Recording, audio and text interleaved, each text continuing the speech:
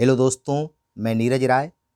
दोस्तों, आज आपके लिए गवर्नर जनरल और वायसराय पे बने हुए सभी महत्वपूर्ण प्रश्न एक जगह इकट्ठे मिलेंगे। दोस्तों, आप किसी भी प्रतियोगी परीक्षा की तैयारी करते हैं उसमें आपकी ये बेहद मदद करेंगे। आप इन्हें हल करने का प्रयास करिएगा। चूँकि प्रश्न ज़्यादा हैं इसलिए कम समय में उत्तर आप सोचिएगा और हम उत्तर देते हुए चलेंगे। चलिए पहले प्रश्न को लेकर चलते हैं।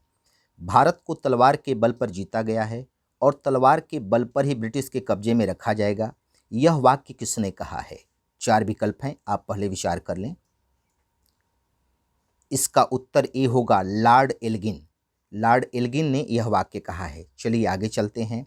रिंग फेंस का संबंध किस गवर्नर जनरल से है? दूसरा प्रश्न है, आप विचार करें। इसका उत्तर सी होगा वारेन हेस्टिंग। जो घेरे की नीति है उससे कौन सा गवर्नर जनरल संबंधित है? तो इसका उत्तर सी होगा वारेन हेस्टिंग। चलते हैं अगले प्रश्न के ऊपर। दोस्तों, इसमें एक तरफ घटनाएं दी गई हैं, दूसरे तरफ गवर्नर जनरल या वायसराय का नाम दिया गया है। आपको मिलाना है कि कौन सी घटना किस गवर्नर जनरल के समय घटी है। पहला है बंगाल का विभाजन, दूसरा है बंगाल में दोहरा शासन द्वैध शासन, तीसरा है सामाजिक सुधार, चौथा है स्थानीय स्वशासन। आप विचार कर लें। अब उत्तर हम बताते हैं। बंगाल का विभाजन लॉर्ड कर्जन के समय, ए का 4 हो जाएगा, आप जानते हैं। बंगाल में दोहरा शासन द्वैध शासन रॉबर्ट क्लाइव के समय, बी का 2 हो जाएगा। सामाजिक सुधार सी का 5 हो जाएगा, लॉर्ड विलियम बेंटिक के समय। स्थानीय स्वशासन डी का 1 हो जाएगा, लॉर्ड रिपन के समय। चलिए अगले प्रश्न पे चलते हैं। दोस्तों, भारत को अंधविश्वासों की धरती मानने वाले कौन से वेंथमवादी थे? दोस्तों, वेंटिंग, मैकाले और मैटकाफ। इसका उत्तर डी होगा, वेंटिंग, लॉर्ड विलियम बेंटिक, मैकाले और मैटकाफ। ये वेंथमवादी थे जो भारत को अंधविश्वासों की धरती मानते थे। चलिए आगे बढ़ते हैं। दोस्तों, फिर एक तरफ घटना दी गई है और एक तरफ गवर्नर जनरल के नाम दिए गए हैं। आपको सुमेल करना है। दोस्तों, पहला है स्थानीय स्वशासन, दूसरा है 1892 का अधिनियम, तीसरा है भारतीय राष्ट्रीय कांग्रेस की स्थापना, चौथा है शिमला में शिष्टमंडल। तो स्थानीय स्वशासन लॉर्ड रिपन के समय, आप जानते हैं दोस्तों।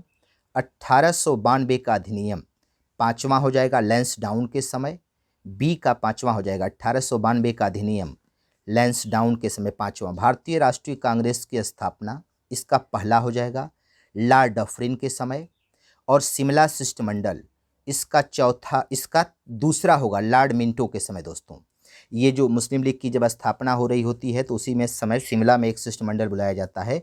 तो डी का 2 हो जाएगा, लॉर्ड मिंटो। फिर से एक बार देख लें आप। स्थानीय स्वशासन लॉर्ड रिपन के समय, ए का 3। दूसरा है बी 1892 का अधिनियम, 5वां हो जाएगा लैंसडाउन के समय। तीसरा भारतीय राष्ट्रीय कांग्रेस की स्थापना, पहला हो जाएगा लॉर्ड डफरिन के समय। शिमला शिष्टमंडल, इसका दूसरा हो जाएगा लॉर्ड मिंटो के समय। चलिए अगले प्रश्न पे चलते हैं। दोस्तों, भारत के निम्नलिखित वायसरायों में से किसके समय में Indian penal code, civil procedure code तथा क्रिमिनल प्रोसीजर कोड पारित किए गए? ये आप सबको पता है कि किसके समय। लॉर्ड कैनिंग, ए हो जाएगा दोस्तों इसका उत्तर। चलिए आगे बढ़ते हैं। किसके सुझाव पर भारतीयों को साइमन कमीशन से बाहर रखा गया? विचार करिए। दरअसल साइमन कमीशन के समय जो गवर्नर जनरल या वायसराय रहेंगे उन्हीं के समय होगा, तो आप विचार कर लें। तो इसका उत्तर डी हो जाएगा, लॉर्ड इरविन। आगे बढ़ते हैं। निम्नलिखित में से कौन सा लॉर्ड कॉर्नवालिस के न्यायिक सुधारों में उसका सलाहकार था? चारों पे आप विचार कर लें। इसका उत्तर डी होगा, सर विलियम जोन्स। अगला प्रश्न, निम्नलिखित में से किसने लक्ष्मीबाई के पति की मृत्यु के उपरांत उसके दत्तक पुत्र को उत्तराधिकार से वंचित किया तथा बाद में राज्य को अपने कब्जे में ले लिया? यह आसान सा प्रश्न है, सब लोग इसका उत्तर जानते हैं, लॉर्ड डलहौजी। इसका सी हो जाएगा दोस्तों। चलिए आगे। ये कथन कारण पे है। पहला ए, लॉर्ड रिपन से अपना वायसराय काल पूरा होने से पहले ही त्यागपत्र दे दिया। लॉर्ड रिपन ने अपना वायसराय काल पूरा होने से पहले त्यागपत्र दे दिया, ये कथन कह रहा है। कारण, ब्रिटिश सरकार इल्बर्ट बिल के कारण रुष्ट थी, इस कारण उसको त्यागपत्र देना पड़ा। अब ये दो बातें हैं, ये पूछ रहा है कि दोनों सही हैं का आपस में व्याख्या कर रहा है या एक सही है एक गलत है? आपको विचार करके बताना है दोस्तों। तो ए सही है, लॉर्ड रिपन ने अपना वायसराय का काल पूरा होने से पहले ही त्यागपत्र दे दिया। लेकिन बी गलत है, ब्रिटिश सरकार इल्बर्ट बिल के कारण रुष्ट नहीं थी, बल्कि लॉर्ड रिपन और ब्रिटिश सरकार दोनों इस बात से दुखी थे क्योंकि इल्बर्ट बिल मजबूरी में पास होना पड़ा थोड़े संशोधन के बाद। तो ये दोनों इससे दुखी थे, ये न कि लॉर्ड रिपन के ऊपर ब्रिटिश सरकार रुष्ट थी। तो ये बी जो ऑप्शन है, आर जो है, ये गलत हो जाएगा, ए सही होगा केवल। ठीक है, चलते हैं अगले प्रश्न के ऊपर। इसमें दो वो हैं, आपको बताना है कि दोनों सही हैं या एक सही है या दोनों गलत हैं। लॉर्ड डलहौजी की सरकार ने जनरल सर्विस एनलिस्टमेंट एक्ट पारित किया, जिसने सिपाहियों को सरकार की आवश्यकता अनुसार किसी भी स्थान पर सेवा करने के लिए बाध्य किया। दूसरा है लॉर्ड कैनिंग की सरकार द्वारा पारित पोस्ट ऑफिस एक्ट ने सिपाहियों को उपलब्ध मुफ्त डाक सेवा की सुविधा वापस ले ली। इन दोनों पर विचार करें दोस्तों। इसका उत्तर डी होगा, न तो एक सही है न तो दूसरा सही है, क्योंकि जनरल सर्विस एक्ट जो आया था वो लॉर्ड कैनिंग के समय आया था, लॉर्ड डलहौजी के समय नहीं आया था। और दूसरा पोस्ट ऑफिस एक्ट जो है लॉर्ड डलहौजी के समय आया था, कैनिंग के समय नहीं आया था, इसलिए दोनों गलत है। चलिए आगे चलते हैं दोस्तों अगले प्रश्न पर।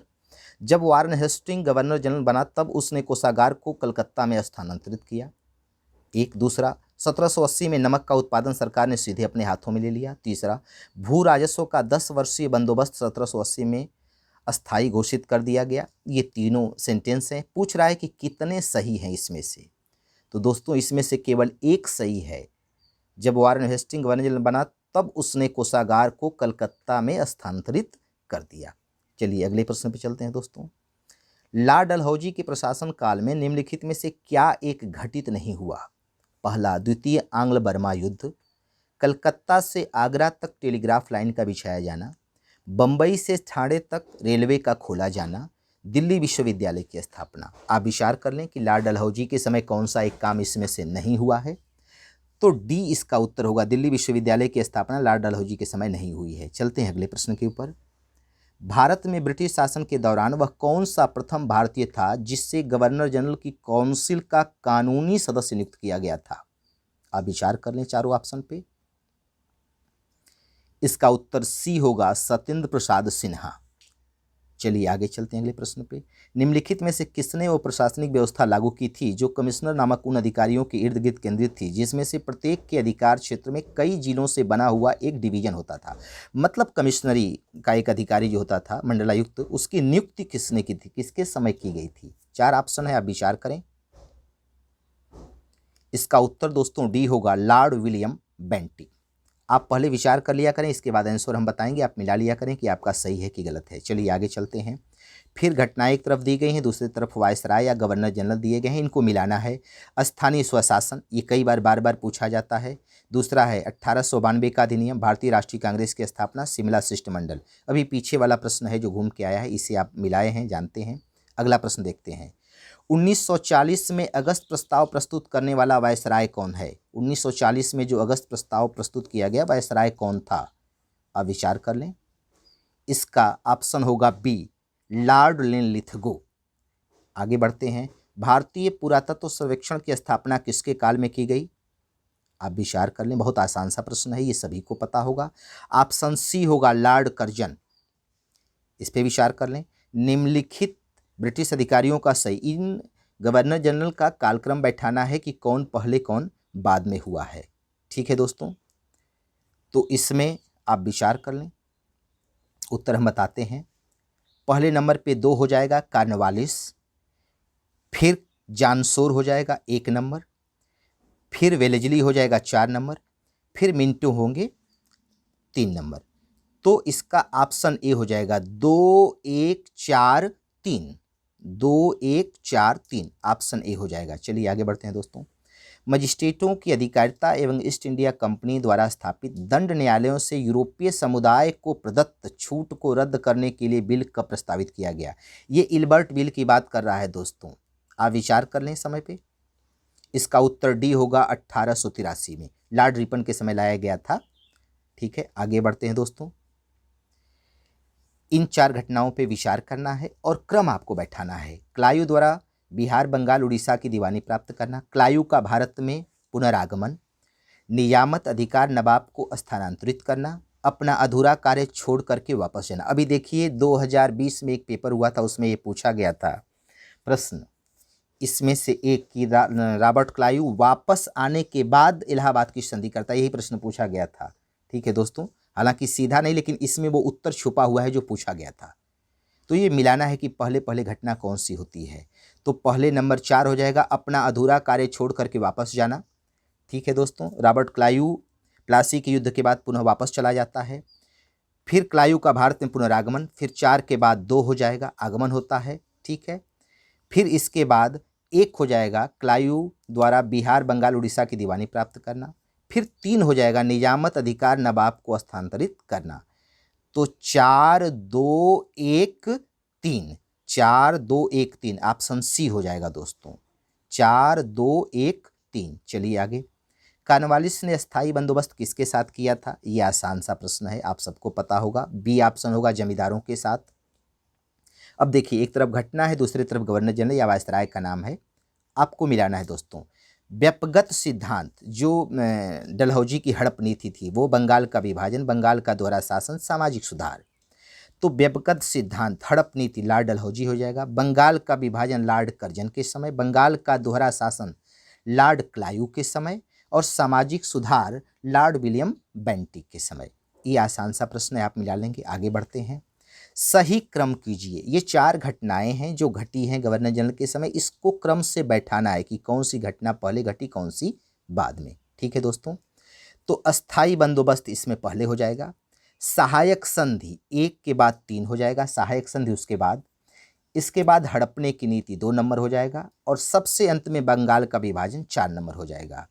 तो 1 3 2 4 ए ऑप्शन हो जाएगा, 1 3 2 4। चलिए आगे बढ़ते हैं, अगला प्रश्न, बंगाल की दशा सुधारने एवं शांति व सुव्यवस्था स्थापित करने के उद्देश्य से कंपनी के संचालकों ने पुनः 1765 में क्लाइव को बंगाल का गवर्नर बनाकर भेजा। अब 2 कथन कारण दिए गए हैं, आपको बताना है इसमें। उसने अवध के नवाब से अगस्त 1765 में इलाहाबाद की संधि की, उसने मुगल सम्राट शाह आलम से कोई संधि नहीं की। बड़ा अच्छा प्रश्न है दोस्तों, विचार करेंगे तो उत्तर मिल जाएगा। कठिन नहीं है, आसान है बिल्कुल।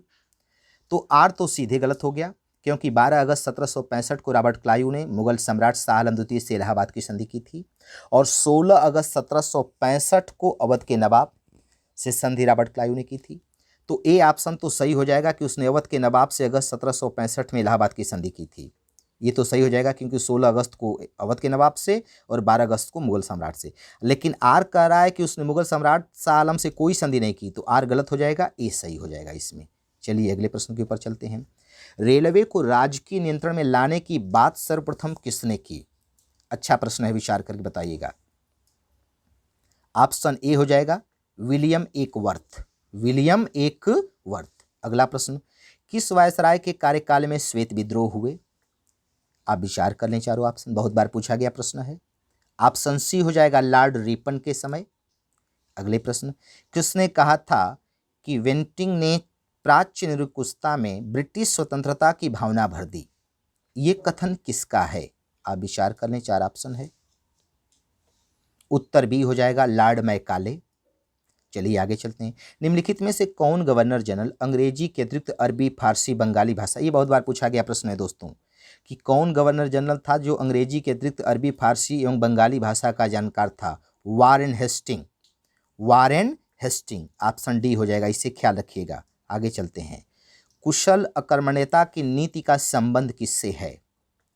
आप विचार कर लें, चारों ऑप्शन में। कुशल अकर्मण्यता की नीति का संबंध किससे है? तो सी, जॉन लॉरेंस से। ऑप्शन हो जाएगा सी, जॉन लॉरेंस। आगे बढ़ते हैं, सिंध विलय के समय भारत का गवर्नर जनरल कौन था? सिंध विलय के समय 4 ऑप्शन है, आप विचार करें। सिंध विलय के समय भारत का गवर्नर जनरल कौन था? तो ऑप्शन डी हो जाएगा, लॉर्ड एलन बरो।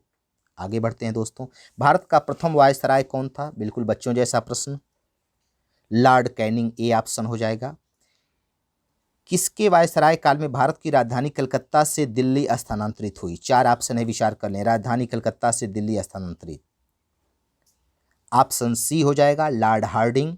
चलिए, किस वायसराय को भारतीय राष्ट्रवाद का उत्प्रेरक कहा गया है? आप विचार कर लें, 4 ऑप्शन है। किस वायसराय को भारतीय राष्ट्रवाद का उत्प्रेरक कहा गया है? ऑप्शन सी होगा, लॉर्ड कर्जन। भारत में प्रथम रेल लाइन किसके शासनकाल में डाली गई? ये भी बच्चों जैसा प्रश्न है, आप सबको पता होगा, लॉर्ड डलहौजी के समय। अगला प्रश्न, भारत पर शासन करने वाले निम्नलिखित गवर्नर जनरलों का सही अनुक्रम बैठाएं आप। ठीक है, तो इसका उत्तर सी हो जाएगा 3-1-4-2। John Lawrence, Lord Mayo, Northbrook और अंत में लॉर्ड लीटन।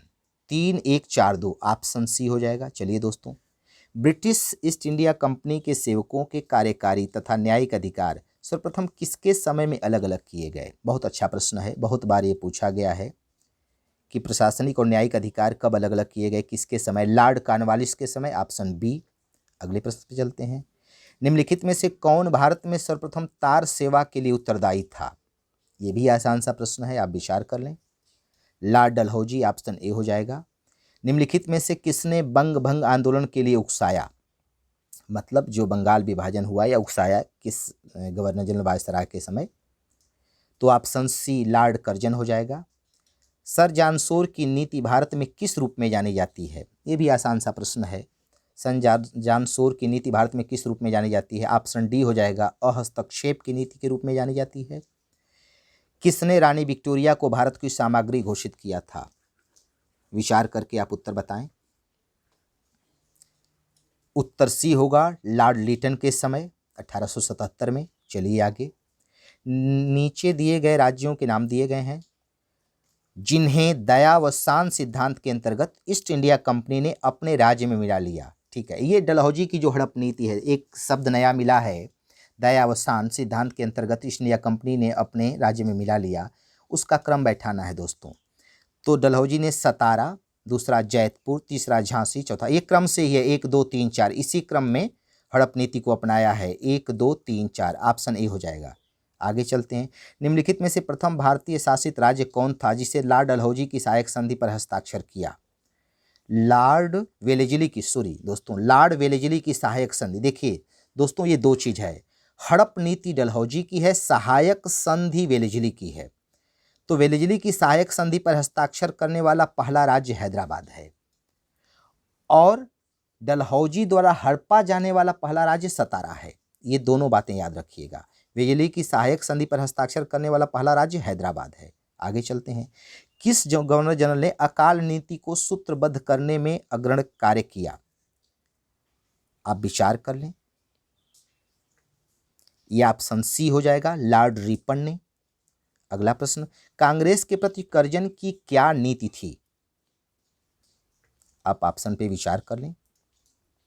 इसका उत्तर बी हो जाएगा, इसका अस्तित्व समाप्त करना। निम्नलिखित युग्मों से कौन सुमेलित नहीं है? Lord Chelmsford Rowlatt act, Lord Ripon factory अधिनियम, लॉर्ड लीटन भारतीय विश्वविद्यालय अधिनियम, Lord Curzon imperial cadet code. तो विश्वविद्यालय अधिनियम, इसका सी ऑप्शन नहीं होगा, लॉर्ड लीटन नहीं होगा, विश्वविद्यालय अधिनियम दोस्तों, ये कर्जन के समय, इसलिए सी नहीं होगा। चलिए आगे चलते हैं। भारत का अंतिम गवर्नर जनरल कौन था? अंतिम गवर्नर जनरल कौन था? आप विचार करके बताएं।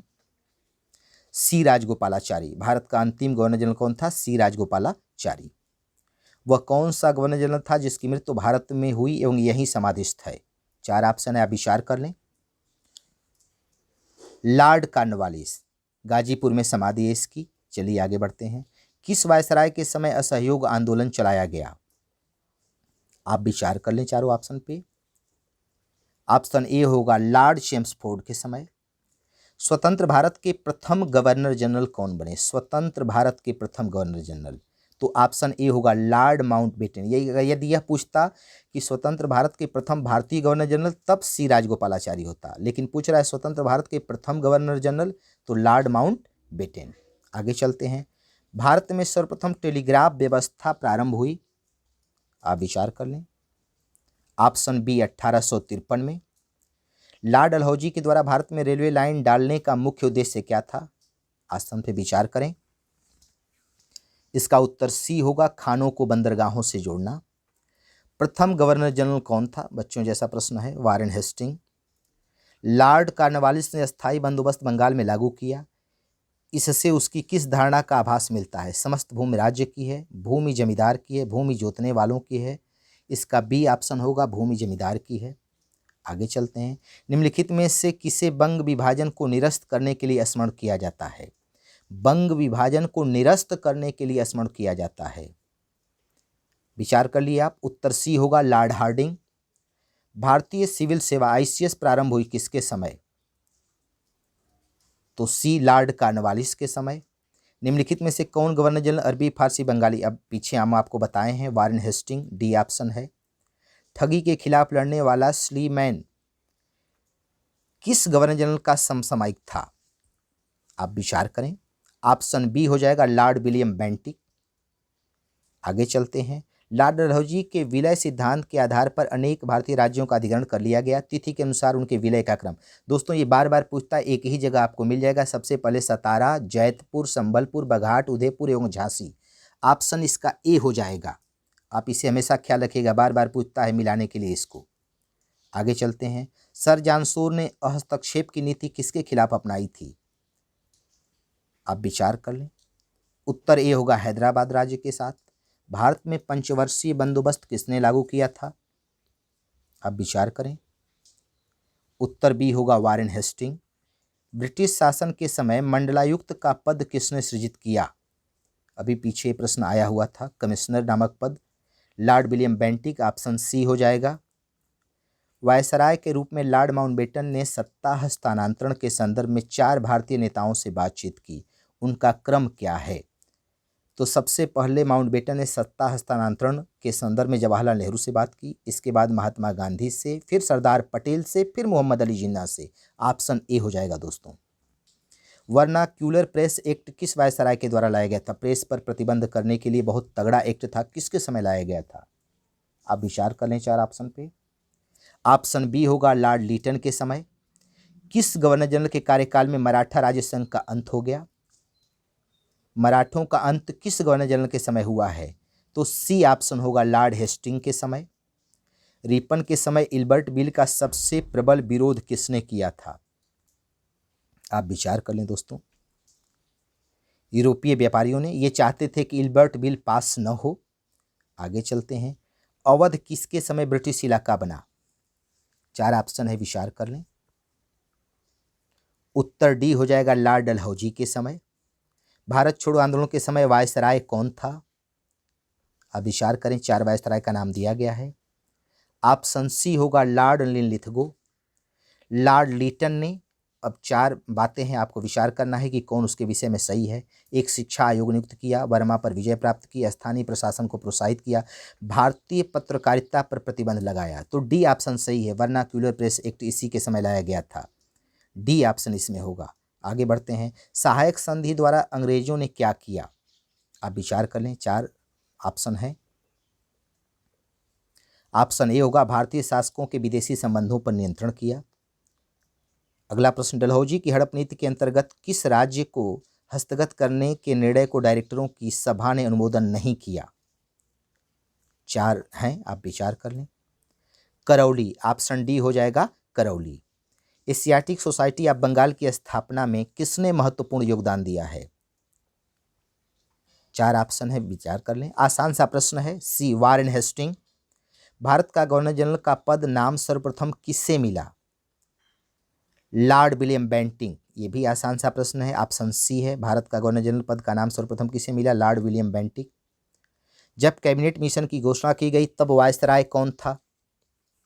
आप चारों ऑप्शन पे विचार करें। Option C Wavell. निम्नलिखित में से किसने सीमांत युद्ध लड़ा? तिब्बत के साथ जो हुआ है ये पूछा जा रहा है। Option B Lord William Bentinck. प्रभावी आक्रमणता की नीति का जनक कौन है? प्रभावी आक्रमणता की नीति का जनक कौन है? Option B Lawrence, Henry Lawrence. Lord Curzon के बारे में एक गलत कथन बताएं। लॉर्ड कर्जन ने भारतीय कृषि की उपेक्षा की, उसने पुलिस प्रशासन में सुधार किए, उसने अकाल नीति में सुधार किए, उसने ऐतिहासिक स्मारकों की रक्षा की। 4 है, इसमें से कौन सी गलत बात उसके विषय में कही जा रही है? आपको उत्तर चुनना है। ऑप्शन ए हो जाएगा। 3 बात तो सही कही जा रही है, ऑप्शन ए गलत। लॉर्ड कर्जन ने भारतीय कृषि की उपेक्षा की, बल्कि कृषि के लिए भी कार्य किया। तो ये 4 में से 3 तो सही है, ए गलत है। यंग हसबैंड किस देश से जुड़ा हुआ है? तिब्बत से दोस्तों, इसका ऑप्शन बी है। अगला प्रश्न, आक्रमणता की नीति कहाँ से संबंधित है? आप विचार कर लें। ऑप्शन बी अफगानिस्तान से, वेलेजली के साथ सर्वप्रथम सहायक संधि करने वाला शासक था हैदराबाद का निजाम, बी ऑप्शन हो जाएगा। प्रेस की स्वतंत्रता देने वाला गवर्नर जनरल कौन सा था? प्रेस को स्वतंत्रता देने वाला गवर्नर जनरल कौन सा था? 4 ऑप्शन आप विचार करें। ऑप्शन डी होगा मेटकाफ। किस गवर्नर जनरल पर ब्रिटेन लौटने पर महाभियोग चलाया गया? 4 ऑप्शन है, विचार करें। ऑप्शन डी होगा वारेन हेस्टिंग। विक्टोरिया को कैसर हिंद उपाधि किसके समय दी गई? 4 ऑप्शन है, विचार करें।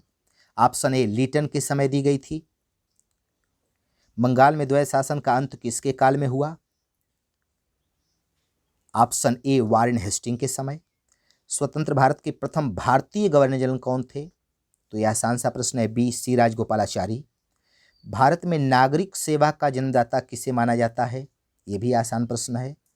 Option B Cornwallis. बेंटिंग ने किसके कहने पर सती प्रथा पर प्रतिबंध लगा दिया था?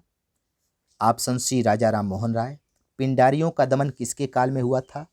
आप विचार करें इस प्रश्न पर। Option B Lord Hastings. भारत का अंतिम गवर्नर जनरल और प्रथम वायसराय कौन था? आसान सा प्रश्न है, सी लॉर्ड कैनिंग। प्रत्येक भारतीय भ्रष्टाचारी है किसने कहा था? अब ये विचार करें, अच्छा प्रश्न है। प्रत्येक भारतीय भ्रष्टाचारी है किसने कहा था? ऑप्शन डी लॉर्ड डलहौजी ने।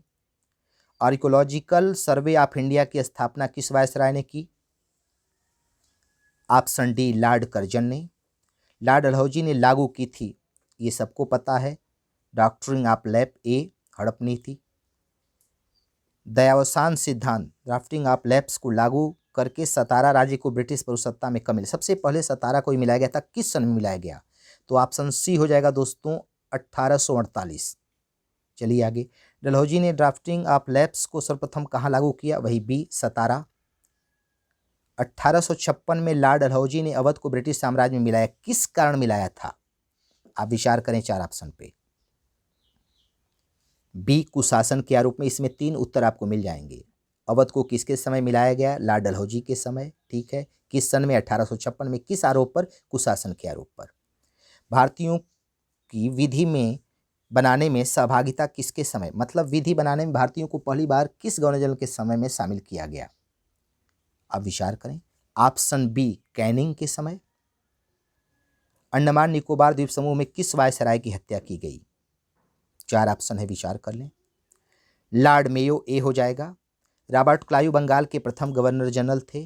अब ये 2 है, बताना है दोनों सही है कि एक सही है कि दोनों गलत है।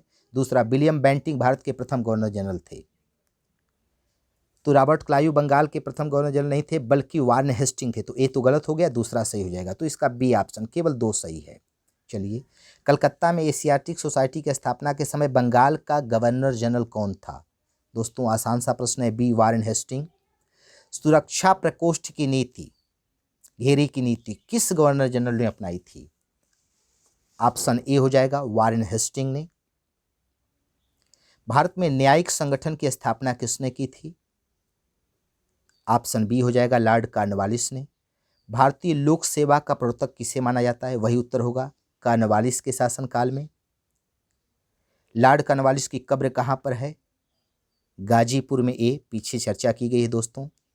लॉर्ड वेलेजली की सहायक संधि को स्वीकार करने वाला पहला मराठा सरदार कौन था? पेशवा बाजीराव द्वितीय। ये देखिए दोस्तों, मराठा को पूछ रहा है। वैसे वेलेजली की सहायक संधि स्वीकार करने वाला पहला राज्य पूछे तो हैदराबाद है, निजाम है, लेकिन मराठों में पूछ रहा है तो पेशवा बाजीराव द्वितीय, ए ऑप्शन होगा। सहायक संधि को किसके काल में क्रियान्वित किया गया? लॉर्ड वेलेजली के समय, बी ऑप्शन हो जाएगा। निम्न में सहायक संधि स्वीकार नहीं की? हैदराबाद के निजाम, जोधपुर के राजपूत, मैसूर के शासक। बी ऑप्शन, इंदौर के होलकर राजे ने, बी ने स्वीकार नहीं की थी। सहायक संधि की व्यवस्था को स्वीकार करने वाला प्रथम भारतीय देशी शासक कौन था? ये बी ऑप्शन हो जाएगा, हैदराबाद के निजाम। ये कई बार चर्चा में हो चुका है, इसलिए थोड़ा तेज चल रहे हैं दोस्तों। अगला, ये निम्नलिखित पर विचार कीजिए। लॉर्ड वेलेजली के साथ सहायक संधि की थी, उनके द्वारा किए गए संधियों का सही क्रम बैठाना है दोस्तों। तो सबसे पहले हैदराबाद 1, फिर मैसूर 2, फिर सिंधिया 3, पहले हैदराबाद 1, मैसूर 2, अवध 3, सिंधिया 4, ये क्रम रहेगा दोस्तों। जो सहायक संधि वेलेजली की है उसमें ऑप्शन ए हो जाएगा, 1 2 3 4। आगे बढ़ते हैं। उस समय जब नेपोलियन की शक्ति के सामने यूरोप में साम्राज्य धराशायी हो रहे थे, नीचे लिखे गवर्नर जनरलों में किस एक ने भारत में ब्रिटिश पताका फहराए रखा? बड़ा अच्छा प्रश्न है दोस्तों, बहुत आसान सा भी प्रश्न है। सी, लॉर्ड वेलेजली। ऑप्शन हो जाएगा सी, लॉर्ड वेलेजली। आंग्ल नेपाल युद्ध किसके शासनकाल में हुआ? विचार करके बताएं। बी ऑप्शन, लॉर्ड हेस्टिंग के समय आंग्ल नेपाल युद्ध हुआ था। आगे बढ़ें। सुगौली की संधि, यही आंग्ल नेपाल युद्ध के बाद ये जो संधि हुई है 1815 में, उसी युद्ध लॉर्ड हेस्टिंग के समय ही ये संधि हुई है दोस्तों। आगे बढ़ते हैं। ये आपको मिलाना है कि कौन सुमेलित नहीं है। हेक्टर मुनरो बक्सर का युद्ध, लॉर्ड हेस्टिंग आंग्ल नेपाल युद्ध, लॉर्ड वेलेजली चतुर्थ आंग्ल मैसूर युद्ध, लॉर्ड कॉर्नवालिस तृतीय आंग्ल मराठा युद्ध। ये तीन तो सुमेलित हैं दोस्तों, लेकिन लॉर्ड कॉर्नवालिस तृतीय आंग्ल मराठा युद्ध लॉर्ड हेस्टिंग है दोस्तों। तृतीय आंग्ल मराठा युद्ध में सुमेल क्या होगा? Lord Hastings. और यहाँ दिया हुआ है लॉर्ड कॉर्नवालिस, तो डी सुमेलित नहीं है। अगले प्रश्न पे चलते हैं। पूछा जा रहा है, फिर देखिए उसी में से एक प्रश्न आ गया कि तृतीय आंग्ल मराठा युद्ध किसके समय हुआ है? तो लॉर्ड हेस्टिंग के समय, अभी मैंने चर्चा की, ऑप्शन सी हो जाएगा, लॉर्ड हेस्टिंग के समय तृतीय आंग्ल मराठा युद्ध हुआ है। तथा कथित कुशासन के आधार पर किस गवर्नर जनरल ने मैसूर राज्य के प्रशासन को ले लिया था? दोस्तों सी, लॉर्ड विलियम बेंटिक। अवध पर कुशासन का आरोप लगाकर लॉर्ड डलहौजी के समय लिया गया और मैसूर पर लॉर्ड विलियम बेंटिक के समय। ऑप्शन सी हो जाएगा। आगे बढ़ते हैं। निम्नलिखित बंगाल के गवर्नर जनरलों में से कौन सा तृतीय आंग्ल मैसूर युद्ध से संबंध रखता है? विचार करके बताएं। B option, Lord Cornwallis. आगे बढ़ते हैं। ठगों के दमन में निम्नलिखित में से कौन संबंध है? कैप्टन स्लीमैन, ये सबको पता है दोस्तों, स्लीमैन, कैप्टन स्लीमैन ठगों के दमन के लिए। ऑप्शन बी हो जाएगा। विलियम बेंटिक के द्वारा सती प्रथा किस वर्ष में समाप्त की गई? छोटा सा प्रश्न है, आसान सा, 1829 में। लॉर्ड डलहौजी द्वारा अवध का अंग्रेजी राज में विलय निम्नलिखित में से किस रीति से हुआ? अभी पीछे चर्चा की गई है, कुशासन के आरोप के कारण। Option D. ब्रिटिश साम्राज्य में अवध का विलय किस सन में हुआ? दोस्तों पीछे चर्चा हुई है, 1856। डी। ब्रिटिश द्वारा कुशासन का बहाना लेकर निम्नलिखित में से किस एक का शासन हटा दिया गया? वही प्रश्न, Awadh. A option. James Andrews Ramsay Bharat के किस गवर्नर जनरल का वास्तविक नाम था? लॉर्ड डलहौजी का वास्तविक नाम जेम्स एंड्रूज रैमजे था दोस्तों। आगे बढ़ते हैं। सिंध पर ब्रिटिश ने कब्जा कब किया था दोस्तों? ऑप्शन ए, 1843 में। निम्नलिखित में से कौन अवध का ब्रिटिश रेजिडेंट था जब अवध का ब्रिटिश साम्राज्य में मिलाया गया?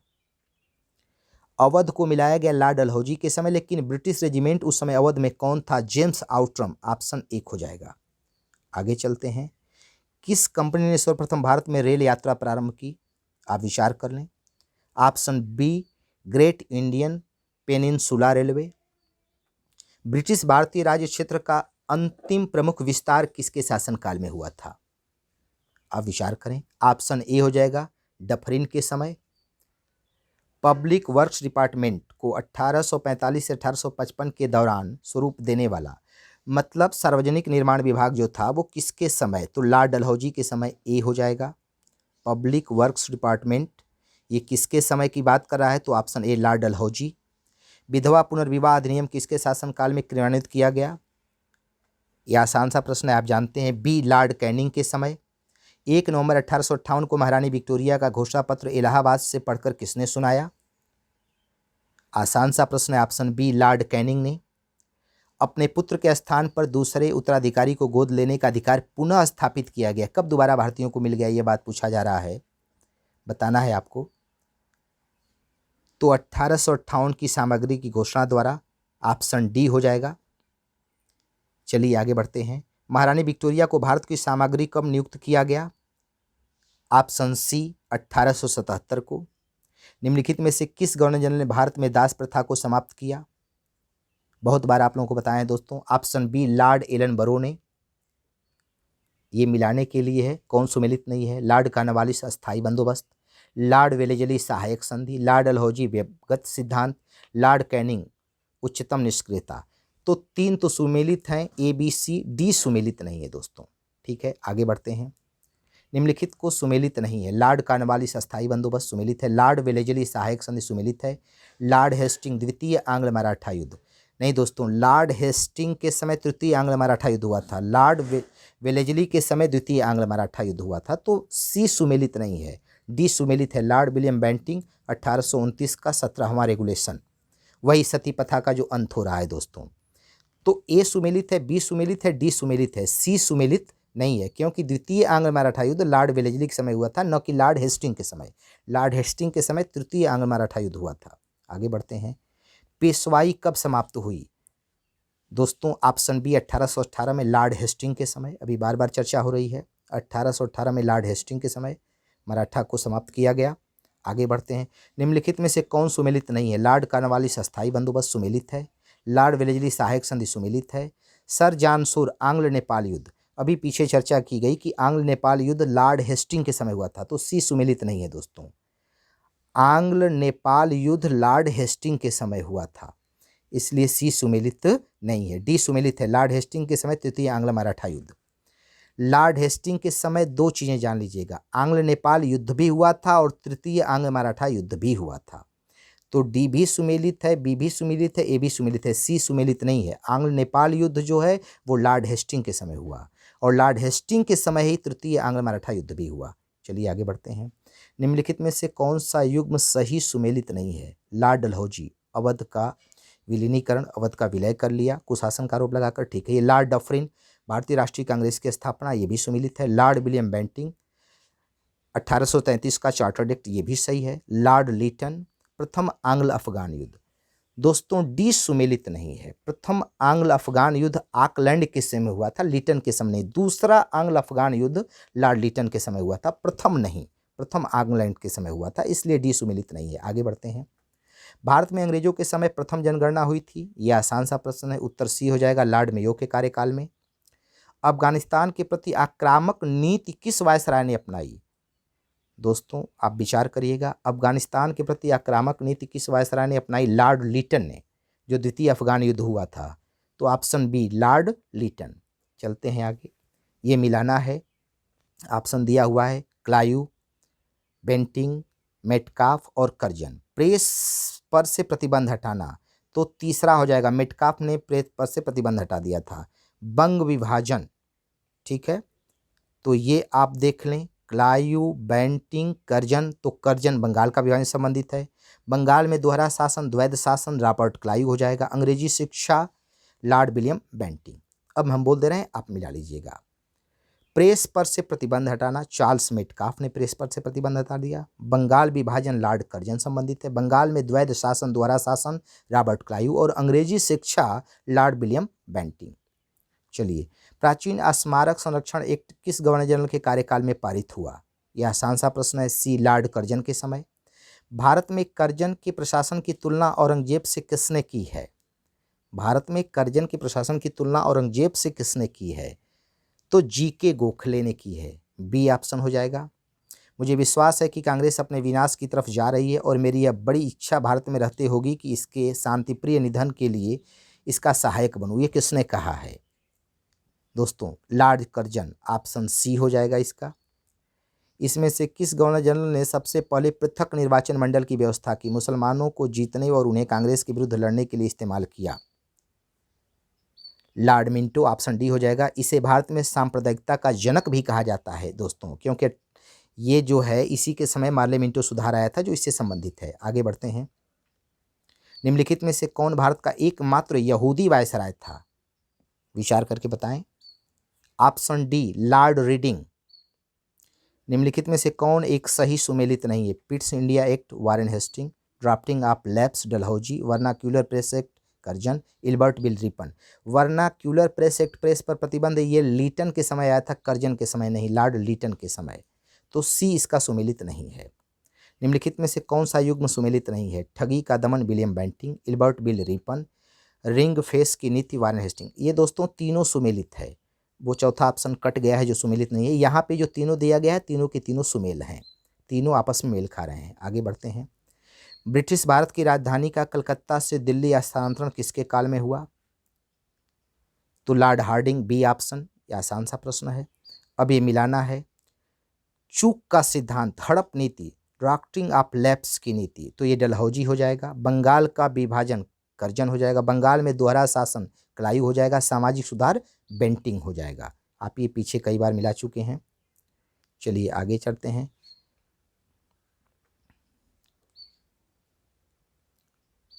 दोस्तों अगले प्रश्न पे, निम्न में से किस वायसराय के कार्यकाल में भारतीयों को राय बहादुर और खान बहादुर की उपाधि दी गई? किस वायसराय के काल में भारतीयों को राय बहादुर और खान बहादुर की उपाधि दी गई थी? लॉर्ड मेयो के समय, ऑप्शन सी। अगले प्रश्न पे आते हैं। ये जो रियासतों को हड़पा था उसका कार्यक्रम मिलाना है कि कब? तो सतारा को सबसे पहले जानते हैं 1948 में, संभलपुर 1848 में सतारा को, 1849 में संभलपुर को, ठीक है, 1854 में झांसी को, 1856 में अवध को। एक बार हम बोल दे रहे हैं, आप मिला लीजिएगा, ठीक है दोस्तों। इनको सतारा को सबसे पहले 1848 में, संभलपुर को 1849 में, झांसी को 1854 में, अवध को 1856 में। चलिए आगे बढ़ते हैं दोस्तों। क्लायू के इंग्लैंड वापस जाने के बाद अस्थायी रूप से किसको गवर्नर बनाया गया? क्लायू के इंग्लैंड वापस जाने के बाद अस्थायी रूप से किसको गवर्नर बनाया गया? तो ऑप्शन सी हो जाएगा, वेरलेस्ट को। आगे बढ़ते हैं। अवध विलय के समय वहां का डिप्टी कमिश्नर कौन था? आउटरम, पीछे आया हुआ प्रश्न था दोस्तों। तो ये प्रश्न थे, इस पे आप अभ्यास करिएगा 1-2 बार। अगर अच्छा लगेगा तो इसे लाइक, शेयर और कमेंट जरूर करिएगा। धन्यवाद दोस्तों।